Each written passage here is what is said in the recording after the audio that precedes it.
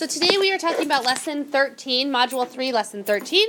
And your learning goal today is to be able to use benchmark fractions to decide if your answer is reasonable. What's a benchmark number? Give me a thumbs up if you've heard of the term benchmark number.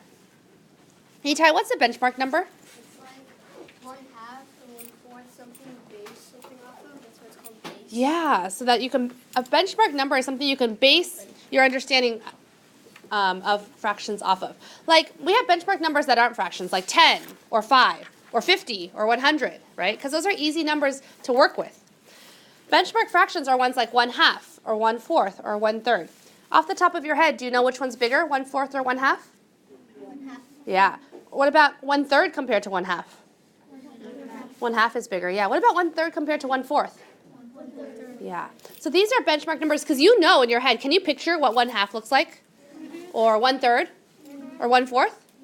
Yeah. So these are benchmark fractions. Do you know what 1/2 looks like too? Yeah. Okay.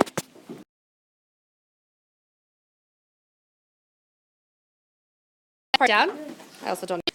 So when we have this problem, 1/2 plus 3/4, how can we solve this problem just by thinking about it in our heads? My first question to you is the answer going to be bigger than 1 or smaller than 1? Will it be greater than 1 or less than 1, and how do you know? Ella? Greater than 1. How do you know that 1/2 plus 3/4 is going to be greater than 1?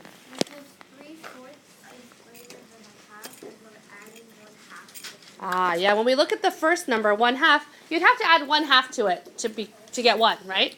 And when we look at the second add-in, 3/4, we can see that that's bigger than 1/2. So if I'm adding something bigger than 1/2 to 1/2, the answer will be greater than 1.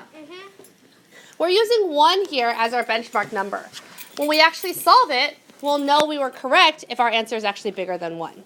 Do you see how we're using benchmark numbers to help us decide if our answer is reasonable or not? Great. Let's write this one down. 1 2/5 minus 2/3. Is our answer going to be greater than 1 or less than 1? Talk to your table group.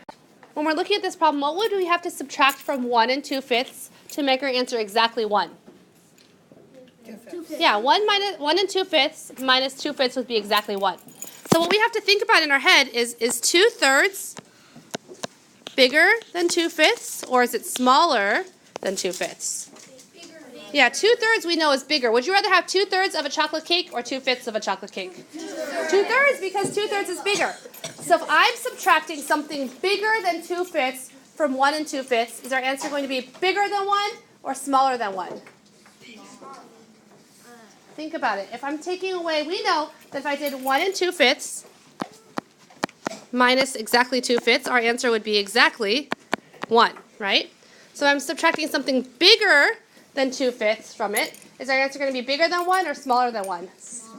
So our answer is going to be less than 1. Go ahead and write less than 1 in your notebook. This time again, we are using the benchmark number of 1 to predict and help us see if our answer is going to be reasonable or not. Let's actually solve now to see.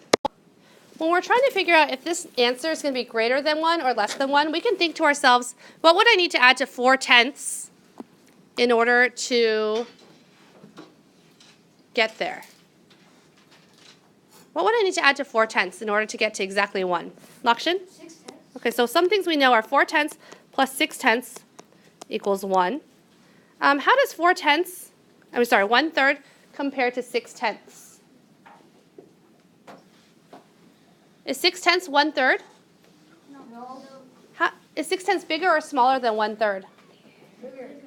Okay. Another thing we can think about is 4/10 greater than or less than 1/2? Less than, right? Because how many tenths does it take to make 1/2? Yeah, and 4/10 is less than 5/10, so that's smaller than 1/2. What about 1/3? Is that greater than or less than 1/2?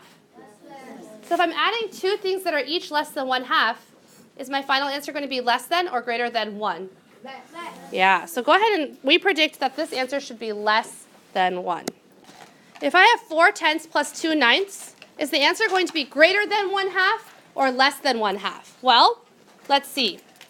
What would I need to add to 4/10 to make the answer 1/2? 1/10. 1/10, because we know that 5/10 is 1/2. Is 2/9 greater than or less than 1/10? let's think about this. Is 1/9 greater or less than 1/10? Greater. So then is 2/9 greater or less than 1/10? Right? If 1/9 is greater, then 2/9 must be even greater, right? So if I'm adding something, Alex, bigger than 1/10 to this, is this answer going to be greater than or less than 1/2? Greater than. Good. Go ahead and circle or write down greater than 1/2 in your notebook.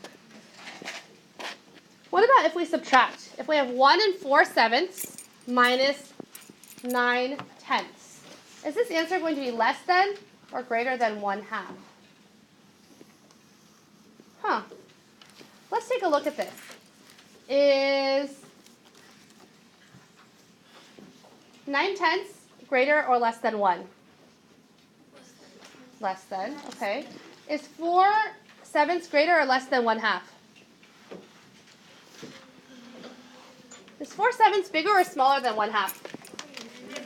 How do we know that 4/7 is greater than 1/2? Aditya? Because 4/7 plus 4/7 is equal to 8/7. Yeah, exactly. 4/7 plus 4/7 is 8/7, which is not 1, right? It's bigger than 1. So 4/7 must be greater than 1/2. So is 1 4/7 greater than or less than or equal to 1 1/2? Greater than, right? Now, if we know this is bigger than 1 1/2, how does 9/10 compare to 1? How does 9/10 compare to 1? 9/10 is less than 1, yeah.